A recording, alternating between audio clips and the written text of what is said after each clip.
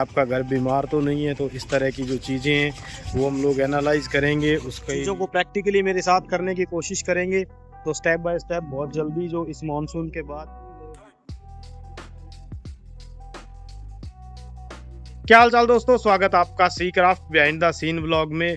आज हम लोग बात करेंगे जो हमारी गाड़ी है, लुधियाना डिलीवर करेंगे एक बहुत स्पेशल गाड़ी।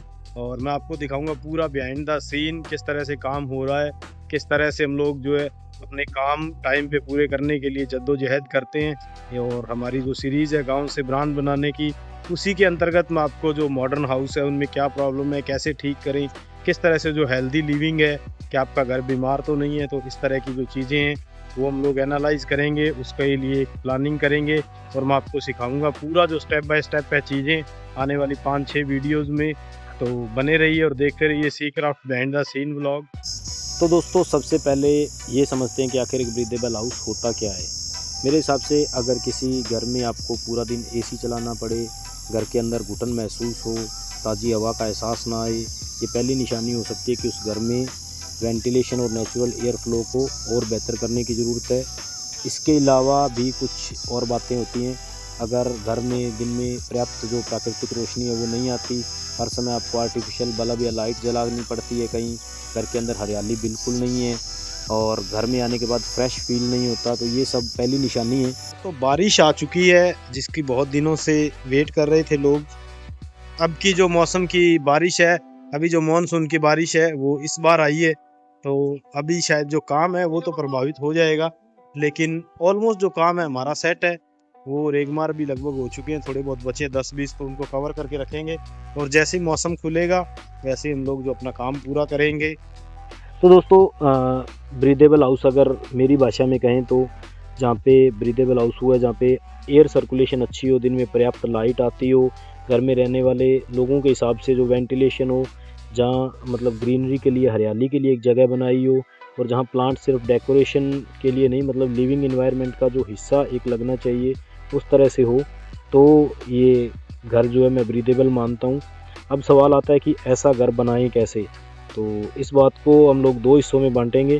पहला हिस्सा जिनका घर अभी बनना बाकी है, और दूसरा हिस्सा जिनका घर बन चुका है। तो दोनों के लिए हम लोग ऑप्शन लाएंगे, क्योंकि सबको ज़्यादा ज़रूरत है। अगर आपका घर अभी प्लानिंग स्टेज में है तो अभी आप प्लांट्स और लैंडस्केप की प्लानिंग शुरू कर दीजिए।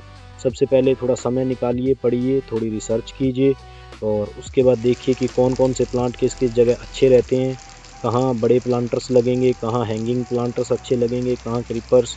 और अभी जो मानसून का मौसम चल रहा है, देखिए किस तरह से जो बारिश है वो गिर रही है।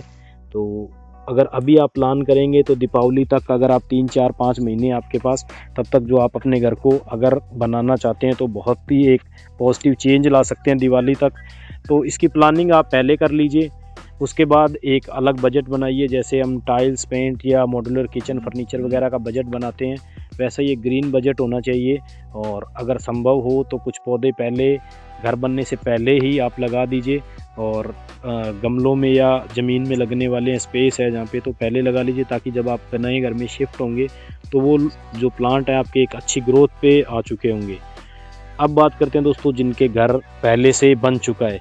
तो सबसे पहले हम पूरा एनालिसिस कीजिए। मैं हमेशा कहता हूँ कि बिना एनालिसिस के कोई काम मत कीजिए। देखिए कहाँ बालकनी है, कहाँ बैकयार्ड है, लॉन कहाँ है, एंट्रेंस कहाँ है, कौन सा कॉर्नर बिल्कुल खाली है, धूप कहाँ पे आती है, कहाँ पे सिर्फ छाया रहती है, कहाँ पे मतलब सबसे अच्छी जो है एयर सर्कुलेशन है। उसके बाद उस जगह के हिसाब से प्लांट्स की लिस्ट बनाइए। फिर उसके हिसाब से देखिए कि किस तरह से जो गमले या ब्रिक वर्क से आप किस तरह से वहाँ पे जो प्लांट्स है वो लगा सकते हैं, और किस तरह से हम लोग आगे का जो काम है वो करेंगे। उसके लिए एक आप हेल्प ले सकते हैं, चैट जीपीटी को आप जगह की फ़ोटो भेजिए, वो मॉडिफाई कर देगा। उसमें जो सारी चीज़ें हैं उनकी एक हाई बजट जो है लिस्ट बनाइए। और बजट बनाते समय और ख़रीदने के बारे में मत सोचिए, सिर्फ आप बजट बनाइए कि देखिए कौन सा प्लांटर है जो ख़रीदना पड़ेगा, कौन सा प्लांटर है डीआईवाई बन सकता है, कुछ प्लांट एक्सचेंज में मिल सकते हैं, कुछ प्रोपेगेशन से तैयार किए जा सकते हैं, या घर में किसी पुरानी चीज़ को रीयूज़ किया जा सकता है। इससे बजट भी बचेगा और प्रोजेक्ट जो है आपका ज़्यादा इंटरेस्टिंग हो जाएगा। अब आखिरी में दोस्तों सबसे जो ज़रूरी बातें हैं वो है कि पूरा घर एक साथ बदलने की कोशिश मत कीजिए। अगर आपके पास 4 महीने दीपावली तक या बर्थडे तक या मैरिज एनिवर्सरी तक आप अपने घर को अच्छा बनाना चाहते हैं तो इनको 4 या 6 जितना भी आपके पास टाइम है उतने हिस्सों में बांट लीजिए। हर महीने एक एरिया कंप्लीट कीजिए और धीरे धीरे जो पूरा घर है वो बिना दबाव के आपका पूरा चेंज हो जाएगा। दोस्तों वीडियो देखते अगर आप अंत में आए हैं तो इसका मतलब आपको कुछ हद तक समझ में आ गया होगा कि ग्रीन और ब्रीदेबल हाउस कितना ज़रूरी है। लेकिन ये सिर्फ शुरुआत है, इसके आगे पूरी सीरीज़ में हम लोग पूरे डिटेल में जो टॉपिक है वो कवर करेंगे, आपको मैं सिखाऊंगा। तो चैनल सब्सक्राइब करके अपने दोस्तों, रिश्तेदारों या पड़ोसियों जिनके साथ आपकी अच्छी बनती है उनके साथ शेयर कीजिए और उनके साथ एक हेल्दी कंपटीशन बनाइए कि किस तरह से और कौन जो ज़्यादा अच्छा ग्रीन और ब्रीदेबल हाउस बनाता है।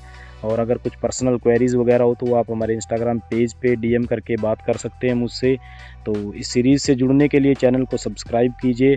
कल के एपिसोड में आगे की जो चीज़ें हैं वो जानेंगे, तो देखते रहिए sea craft behind the scene vlog. मिलते हैं कल के व्लॉग में दोस्तों, तब तक के लिए जय हिंद।